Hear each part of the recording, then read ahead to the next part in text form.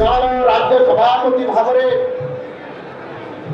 ଆମର ଅତି ପ୍ରିୟ ମନମୋହନ ଭାଇ ଶ୍ରୀଯୁକ୍ତ ମନମୋହନ ସାମଲ ମହୋଦୟ ଆଜି ଚତୁର୍ଥ ଥର ପାଇଁ ରାଜ୍ୟର ସଭାପତି ଭାବେ ଆଜି ଦାୟିତ୍ୱ ନେଉଛନ୍ତି। ଆଜି ହେଉଛି ପବିତ୍ର ନୀଳାଦ୍ରି ବିଜେ। ମହାପ୍ରଭୁ ଜଗନ୍ନାଥ ଆଜି ମହାପ୍ରଭୁ ବଳଭଦ୍ର ଏବଂ ଦେବୀ ସୁଭଦ୍ରାଙ୍କ ସହିତ ଆଜି ପବିତ୍ର ରଥଯାତ୍ରା ଓଡ଼ିଆ ଜନଜୀବନର ସବୁଠାରୁ ବଡ଼ ଶୁଭ ସମୟ ଏବଂ ପ୍ରଭୁ ଜଗନ୍ନାଥ 9 ଦିନର ଯାତ୍ରା ସାରି ଆମ ମହାପ୍ରଭୁ ଆଜି ଶ୍ରୀମନ୍ଦିରକୁ ଆଜି ନୀଳାଦ୍ରି ବିଜେ କରିବେ। ଏଭଳି ଏକ ଅବସର ଏବଂ ସେହି ପବିତ୍ର ଶୁଭ ଅବସରରେ ଆଜି ମଧ୍ୟ ଆମ ଭାରତୀୟ ଜନତା ପାର୍ଟିର ଦଳର ରାଜ୍ୟ ସଭାପତି ଭାବରେ ଆମର ଅତି ପ୍ରିୟ ମନମୋହନ ଭାଇ ଶ୍ରୀଯୁକ୍ତ ମନମୋହନ ସାମଲ ମହୋଦୟ ଆଜି ଚତୁର୍ଥ ଥର ପାଇଁ ରାଜ୍ୟର ସଭାପତି ଭାବେ ଆଜି ଦାୟିତ୍ୱ ନେଉଛନ୍ତି। ଏହି ଅବସରରେ ଓଡ଼ିଶା ରାଜନୀତିର ପ୍ରବୀଣ ବ୍ୟକ୍ତିତ୍ୱକୁ ମୁଁ ହାର୍ଦ୍ଦିକ ଶୁଭେଚ୍ଛା ଏବଂ ଅଭିନନ୍ଦନ ଜଣାଉଛି। ମନମୋହନ ଭାଇ ଯେତେବେଳେ ବିଜେପି ପାଇଁ କାମ କରିବା ଆରମ୍ଭ କରିଛନ୍ତି ଏବଂ ସବୁବେଳେ ଶୁଭ ସଂକେତ ଆମକୁ ଆସିଛି ଭାରତୀୟ ଜନତା ପାର୍ଟିକୁ। 2004 ମସିହାରେ ଦଳ ମେଣ୍ଟ ସରକାରରେ ଯେତେବେଳେ ସାମିଲ ହେଇଥିଲା ସେତେବେଳେ ନେତୃତ୍ୱ ନେଉଥିଲେ ମନମୋହନ ସାମଲ ମହାଶୟ ଏବଂ ଆମେ ମେଣ୍ଟ ସରକାର ହେଲେ ମଧ୍ୟ ସରକାରକୁ ଆସିଥିଲେ ଏବଂ ଆଜି ପୁଣି ଆଉଥରେ 2024 ମସିହାରେ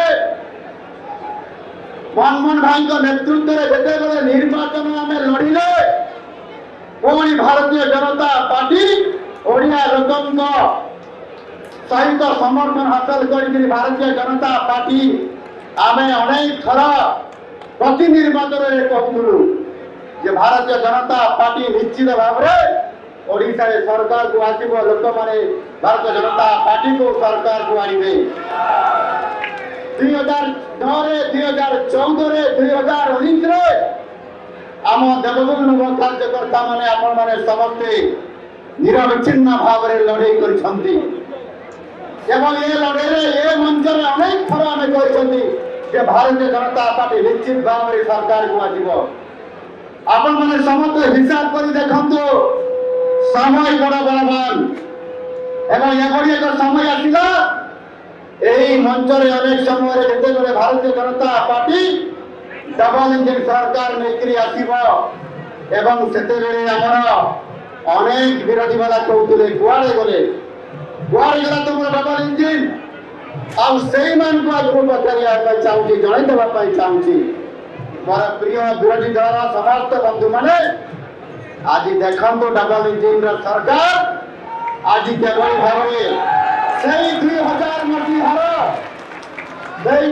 ମସିହାର ଭାରତୀୟ ଜନତା ପାର୍ଟି ଯେତେବେଳେ ସରକାରକୁ ଆସିଥିଲା ଲୋକସଭା ଭବନକୁ ଭାରତୀୟ ଜନତା ପାର୍ଟିର ଝଣ୍ଡା ଉଡିଥିଲା।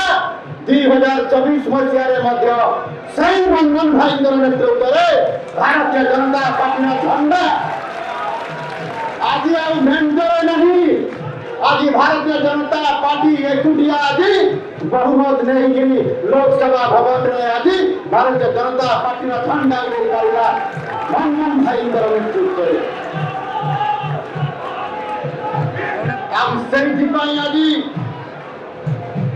ଆପଣମାନେ ସମସ୍ତେ ଦେଖୁଥିବେ ଯେ ଯାହା ଅସମ୍ଭବକୁ ସମ୍ଭବ କରିବା ମହାପ୍ରଭୁ ଜଗନ୍ନାଥ ହିଁ କରିଛନ୍ତି ଏବଂ ସେ କାମକୁ ଭାରତୀୟ ଜନତା ପାର୍ଟି ମହାପ୍ରଭୁଙ୍କ ଆଶୀର୍ବାଦରେ ମଧ୍ୟ ଆଜି ସାଂସଦ କ୍ଷେତ୍ରରେ ମଧ୍ୟ ଜିତେଇବାର 21ରୁ 20 ଜିତେଇବା ଏ ଅସମ୍ଭବକୁ ସମ୍ଭବ ମଧ୍ୟ ଆଜି ମନମୋହନ ଭାଇଙ୍କ ନେତୃତ୍ୱରେ ଆଜି ଦେଇ ପାରିଛି ଏବଂ ସମସ୍ତେ ଭାବୁଥିଲେ କଣ ହବ ଓଡ଼ିଶାରେ। ଓଡ଼ିଶା ଚମତ୍କୃତ କରିଦେଲା ଭାରତ ବର୍ଷରେ। ଆଜି ସବୁଠାରୁ ଆକର୍ଷଣୀୟ କେନ୍ଦ୍ର ବିନ୍ଦୁ ହେଲା ଓଡ଼ିଶା।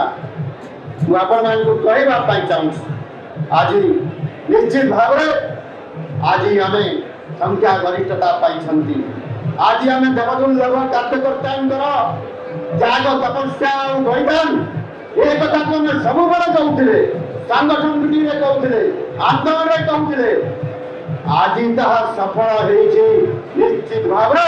ଆଉ ସେଥିପାଇଁ ଯୋଉ ନେତୃତ୍ୱ ଆଜି ଏ ସଂଗଠନର ମୁଖିଆ ହେଇକରି 2000 ମସିହାରୁ 2024 ମସିହା ପର୍ଯ୍ୟନ୍ତ ଆଉ ଆଜି ଚତୁର୍ଥ ଥର ପାଇଁ ମଧ୍ୟ ଆଜି ତାଙ୍କର ନେତୃତ୍ୱରେ 2025 ମସିହାରେ ଆଗାମୀ 3 ବର୍ଷ ପାଇଁ ସମ୍ପୂର୍ଣ୍ଣ ଭାବରେ ଭାରତୀୟ ଜନତା ପାର୍ଟିକୁ ତାହାର ପାର୍ଟିର ଆମେ ନିଶ୍ଚିତ ଭାବରେ ଆମର ଶୀର୍ଷକୁ ଯିବୁ, ସମୃଦ୍ଧ ଓଡ଼ିଶା କରିବୁ, ବିକଶିତ ଭାରତ ବନେଇବୁ। ଏ ପ୍ରକାରର ସ୍ୱପ୍ନ ନେଇକି ଆଜି ଆମେ ଯାଉଛୁ। ମନମୋହନ ଭାଇ ଏବିଭିପି ଅଖିଳ ଭାରତୀୟ ବିଦ୍ୟାರ್ಥୀ ପରିଷଦର ସଂଗଠନରେ କଲେଜରେ ଯେତେବେଳେ ଛାତ୍ର ସଂଗଠନ ଛାତ୍ର ରାଜନୀତିର ଯିଏ ସର୍ବପ୍ରଥମେ ପୋଷ୍ଟର ଲଗାଉଥିବା ସେହି ମନମୋହନ ଭାଇ ଆଜି ତୃଣମୂଳରେ କର୍ମୀ ହେଲେ, ପୋଷ୍ଟର ଲଗେଇଲେ, ବିଧାୟକ ହେଲେ, ସାଂସଦ ହେଲେ, ମନ୍ତ୍ରୀ ହେଲେ, ବିଧାୟକର ଉପନେତା ହେଲେ। ଆଜିକୁ ମିଶାଇ 4 ଥର ଭାରତୀୟ ଜନତା ପାର୍ଟିର ଓଡ଼ିଶା ପ୍ରଦେଶର ନେତୃତ୍ୱ ନେଲେ। ଏ ଲମ୍ବା ସଂଘର୍ଷ ଲମ୍ବା ଇତିହାସରେ ଆଜି ସେ ଭାରତୀୟ ଜନତା ପାର୍ଟିର ଇତିହାସ ରଖିଛନ୍ତି ମନମୋହନ ଭାଇ। ମୁଁ ତାଙ୍କୁ ଅନେକ ଶୁଭେଚ୍ଛା ଏବଂ ଅଭିନନ୍ଦନ ଜଣାଉଛି। ମୁଁ ଭାବୁଛି ଯେ ନିଶ୍ଚିତ ଭାବରେ ଆଜି ମନମୋହନ ଭାଇଙ୍କର ରାଜ୍ୟ ସଭାପତିଙ୍କର ନେତୃତ୍ୱରେ ଆମ ଦଳ ନିରନ୍ତର ଭାବରେ ଆଗକୁ ବଢିବ। ଭାରତୀୟ ଜନତା ପାର୍ଟି କେବେ ମଧ୍ୟ ଗୋଟିଏ ପରିବାରବାଦ ଦଳ ହେଇନାହିଁ। ସବୁବେଳେ ଜଣେ କାର୍ଯ୍ୟକର୍ତ୍ତା ହିସାବରେ ଶିଖର ନେତୃତ୍ୱ ପର୍ଯ୍ୟନ୍ତ ନେଇପାରିଛି। ପୋଷ୍ଟର ମାରୁଥିବା କାର୍ଯ୍ୟକର୍ତ୍ତା ଦଳ ଓ ସରକାରର ଶୀର୍ଷ ସ୍ଥାନକୁ ଯାଇପାରନ୍ତି। ଆଜି ତାହାର ନମୁନା ଉଦାହରଣ ଏଇ ମଞ୍ଚରେ ଆଜି ଦେଖିବା ପାଇଁ ମିଳିଛି। କେନ୍ଦୁଝର ଜିଲ୍ଲା ରାଇକଳାର କେଉଁ ଗାଁର ଗରିବ ଆଦିବାସୀ ପରିବାରରୁ ଆସିଥିବା ମୋହନ ମାଝୀକୁ ଏହି ଦଳ ଆଜି ମୁଖ୍ୟମନ୍ତ୍ରୀ ଆସନରେ ବସେଇଛି। ମୋହନ ମାଝୀ ଆପଣଙ୍କ ଭିତରୁ ଜଣେ এই চেয়ারে বসিଥିବା জনে সাধারণ কার্যকর্তা ভরিয়া আজি জনে কার্যকর্তা হউଛନ୍ତି মোহন মাঝি। আজি ভারতীয় জনতা পার্টি আজি মুখ্যমন্ত্রী করি আজি বসিছি। সেইভাবে ভাবে আজি যদি আমি দেখিবা নিশ্চিত ভাবে এ দলর নীতি স্পষ্ট, এ দলর বিচারধারা স্পষ্ট অছি। এ দল নিশ্চিত ভাবে লোকমানଙ୍କର ପାଇଁ ଲୋକମାନଙ୍କର ଦ୍ୱାରା ଏବଂ ଲୋକଙ୍କୁ ନେଇକି ଏ ବିକାଶର ରାସ୍ତାକୁ ଆଗକୁ ବଢି ନିଏ। ଆଉ ସବୁବେଳେ ଆମକୁ ମୋଦିଜୀ ସେ ଗୋଟିଏ ନାରା ଦେଇଛନ୍ତି, ତାକୁ ଆଧାର କରି ଆମ ଦଳ ଆଗକୁ ବଢୁଛି। ସବକା ସାଥ, ସବକା ବିକାଶ, ସବକା ବିଶ୍ୱାସ ଏବଂ ସବକା ପ୍ରୟାସ। ଏ ସ୍ଲୋଗାନ ଆଜି ଓଡ଼ିଶାରେ ଆଜି କାର୍ଯ୍ୟକାରୀ ହେଇଛି। ଏ କଥାକୁ ଆପଣମାନେ ମନେ ପକାନ୍ତୁ। ଓଡ଼ିଆ ଢଗ ଯୋଡ଼ାକୁ ଘୋଡ଼ା ଚୋରି ନୁହେଁ। ଆଉ ଯେତେବେଳେ ମନମୋହନ ଭାଇ ଚତୁର୍ଥ ଥର ପାଇଁ ରାଜ୍ୟର ସଭାପତି ଦାୟିତ୍ୱ ନେଇଛନ୍ତି ଆଉ ଆଜି ନେଉଛନ୍ତି, ଆଉ ମୋହନ ମାଝୀ ଚତୁର୍ଥ ଥର ବିଧାୟକ ହେଇକରି ମୁଖ୍ୟମନ୍ତ୍ରୀ ହେଇଛନ୍ତି। ଇଏ ଚତୁର୍ଥ ଥର ନିଶ୍ଚିତ ଭାବରେ ଆମ ସରକାର ଏବଂ ସଂଗଠନ ନିଶ୍ଚିତ ଭାବରେ ଯୋଡ଼ାକୁ ଘୋଡ଼ା କରି ନୁହେଁ। 1+11 ଆଉ 12 ନୁହେଁ, ଇଏ 111 ହବ, ଇଏ 111 ହବ, ଇଏ 111 ହବ। ନିଶ୍ଚିତ ଭାବରେ ତାହାର ପ୍ରମାଣିତ ହେବ। ଆଉ ସେଥିପାଇଁ ଆଜି ମୁଁ ନିଶ୍ଚିତ ଭାବରେ କେନ୍ଦ୍ରୀୟ ନେତୃବୃନ୍ଦଙ୍କୁ ଧନ୍ୟବାଦ ଦେବି। ଇଏ ଗୋଟିଏ ମୁଦ୍ରାର ସଂଗଠନ ଆଉ ସତା ଦୁଇଟି ପାର୍ଶ୍ୱ।